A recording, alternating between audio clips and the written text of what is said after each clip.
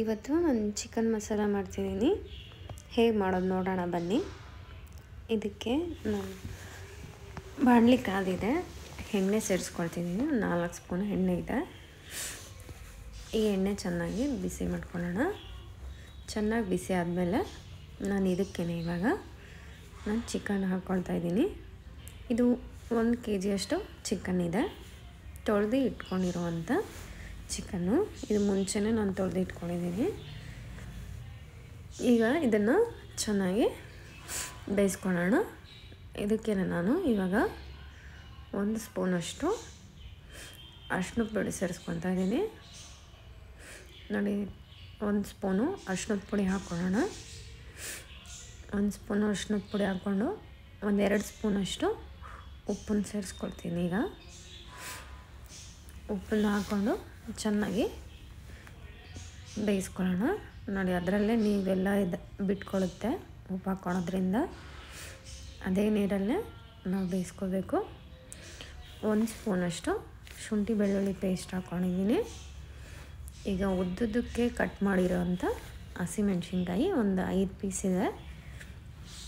ಅದನ್ನು ಕೂಡ ನಾನು ಇದಕ್ಕೆ ಹಾಕ್ಕೊಂಡು ಚೆನ್ನಾಗಿ ಮಿಕ್ಸ್ ಮಾಡ್ಕೊತೀನಿ. ಈಗ ಇದಕ್ಕೆ ನಾನು ಒಂದು ದೊಡ್ಡದಾಗಿ ಪೀಸಾಗಿ ಕಟ್ ಮಾಡಿರೋಂಥ ನೀರುಳ್ಳಿ ಅದನ್ನು ಕೂಡ ಇದಕ್ಕೆ ಹಾಕ್ಕೊಳ್ಳಿ. ಹಾಕ್ಕೊಂಡಾದ್ಮೇಲೆ ಚೆನ್ನಾಗಿ ಈ ಥರ ಬೇಯಿಸಿ. ನೋಡಿ, ಅದರಲ್ಲೇ ಎಷ್ಟೊಂದು ನೀರು ಬಿಟ್ಕೊಂಡಿದ್ದೆ ಚಿಕನಲ್ಲಿ. ನೋಡಿ, ಅದು ನೀರು ಹಾಕೋ ಅವಶ್ಯಕತೆಯೇ ಇಲ್ಲ, ನೀವು ಅದರಲ್ಲೇ ಬೆಂದೋಗುತ್ತೆ. ನೋಡಿ, ಈ ಥರ ಚೆನ್ನಾಗಿ ಬೆಂದಾದ್ಮೇಲೆ ನಾವು ಇದಕ್ಕೆ ದೊಡ್ಡದು 2 ಟೊಮೆಟೊ ಕಟ್ ಮಾಡಿದ್ದೀನಿ. ಅದನ್ನು ಕೂಡ ಇದ್ರೊಳಗೆ ಹಾಕ್ಕೊಳ್ಳೋಣ. ನೋಡಿ, 2 ಟೊಮೆಟೊ ಹಾಕ್ಕೊಂಡಿದ್ದೀನಿ ನಾನೀಗ. ಇದಕ್ಕೇನೆ ಇವಾಗ ನಾವು ಮಸಾಲಗಳು ಹಾಕ್ಕೊಳ್ಳೋಣ. ಮಸಾಲ ಬಂದುಬಿಟ್ಟು ಒಂದು 3 ಸ್ಪೂನಷ್ಟು ಧನಿಯಾ ಪೌಡ್ರು, 1 ಸ್ಪೂನು ಪೆಪ್ಪರ್ ಪೌಡ್ರು, 1-2 ಸ್ಪೂನಷ್ಟು ಗರಂ ಮಸಾಲ ಹಾಕ್ಕೊಂಡಿದ್ದೀನಿ ನಾನು. ಇದಕ್ಕೇನೆ ಇವಾಗ ನಾನು 1 ಸ್ಪೂನಷ್ಟು ಖಾರದ ಪುಡಿ ಹಾಕ್ಕೊಂಡಿದ್ದೀನಿ. ನೋಡಿ, ನಿಮಗೆ ಖಾರ ಎಷ್ಟು ಬೇಕೋ ಅಷ್ಟು ನೋಡ್ಕೊಂಡು ಹಾಕ್ಕೊಳ್ಳಿ. ನಾನು 2 ಸ್ಪೂನ್ ಹಾಕ್ಕೊಂಡಿದ್ದೀನಿ. ಮುಂಚೆನೂ ಖಾರ ಹಾಕಿದ್ದೀನಲ್ವ, ಅದಕ್ಕೋಸ್ಕರ. ನಾನು ಈಗ ಇದನ್ನು ಚೆನ್ನಾಗಿ ತಿರ್ಸ್ಕೊಂಡು ಸ್ವಲ್ಪ ಹೊತ್ತು ಬೇಯಿಸ್ಕೊಳ್ಳೋಣ. ಇವಾಗ ನಾನು ತುರಿದು ರುಬ್ಬಿರೋ ಅಂಥ ಒಣ ಕೊಬ್ಬರಿ, ಹಸಿದಲ್ಲ ಇದು, ಒಣ ಕೊಬ್ಬರಿ, ಇದನ್ನು ಪೇಸ್ಟ್ ಮಾಡ್ಕೊಂಡಿದ್ದೀನಿ ನಾನು. ಇವಾಗ ಇದನ್ನು ಹಾಕ್ಕೊಂಡು ಸ್ವಲ್ಪ ಹೊತ್ತು ಚೆನ್ನಾಗಿ ಬೇಯಿಸಬೇಕು. ನೋಡಿ, ಈ ಥರ ಚೆನ್ನಾಗಿ ಬೇಯಿಸ್ಕೊಂಡಾದ್ಮೇಲೆ ನೋಡಿ, ಎಣ್ಣೆ ಎಲ್ಲ ಬಿಟ್ಕೊಳ್ತಾ ಇದ್ದಲ್ಲ, ಚೆನ್ನಾಗಿ ಬೇಯಿಸ್ಕೊಳ್ಬೇಕು. ಅದರಲ್ಲಿ ಹಸಿ ವಾಸನೆ ಹೋಗೋವರೆಗೂ ಬೇಯಿಸ್ಕೊಳ್ಳಿ. ಇವಾಗ ನಾನು ಇದಕ್ಕೇನೆ ನಾನು ಮೊಸರು ಹಾಕ್ಕೊಳ್ತಾ ಇದ್ದೀನಿ. ಒಂದು ಅರ್ಧ ಬಟ್ಲಷ್ಟು ಮೊಸರು ಹಾಕ್ಕೊಂಡಿದ್ದೀನಿ. ನಿಮಗೆ ಎಷ್ಟು ಕ್ವಾಂಟಿಟಿಲಿ ಮಾಡ್ತೀರೋ ಅದರ ಅನುಸಾರ ನೀವು ಜಾಸ್ತಿ ಕಮ್ಮಿ ಮಾಡ್ಕೋಬೋದು. ನೋಡಿ, ಇದನ್ನು ಹಾಕ್ಕೊಂಡು ಸ್ವಲ್ಪ ಹೊತ್ತು ಮೊಸರಲ್ಲಿ ಬೇಯಿಸೋಣ. ಚೆನ್ನಾಗಿ ಬೇಯಿಸಿ. ನೋಡಿ, ಎಣ್ಣೆ ಎಲ್ಲ ಬಿಟ್ಕೊಂಡುತ್ತೆ. ಚೆನ್ನಾಗಿ ಬೇಯಿಸಾದ್ಮೇಲೆ ನೋಡಿ, ಈ ಥರ ಚೆನ್ನಾಗಿ ಬೆಂದಿದೆ. ಇದಕ್ಕೆ ನಾನು ಆಲೂಗಡ್ಡೆ ತೊಗೊಂಡಿದ್ದೀನಿ.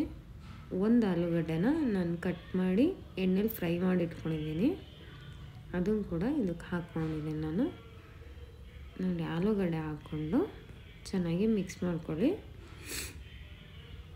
ಚೆನ್ನಾಗಿ ಮಿಕ್ಸ್ ಆದಮೇಲೆ ಇವಾಗ ನೋಡಿ, ಚೆನ್ನಾಗಿ ಮಿಕ್ಸ್ ಆಗಿದೆ ಅಲ್ವಾ, ಸ್ವಲ್ಪ ಹೊತ್ತು ಅದನ್ನು ಹಾಗೆ ಬೇಯಕ್ಕೆ ಬಿಟ್ಬಿಡಿ.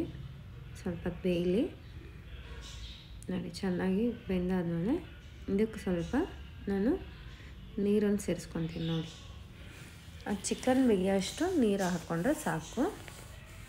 ನೋಡಿ, ಸ್ವಲ್ಪ ಹೊತ್ತು ತಿರ್ಸ್ಕೊಂಡ್ಬಿಟ್ಟು ಇವಾಗ ಇದನ್ನು ನಾವು ಚೆನ್ನಾಗಿ ಬೇಯಿಸ್ಕೊಳ್ಳೋಣ.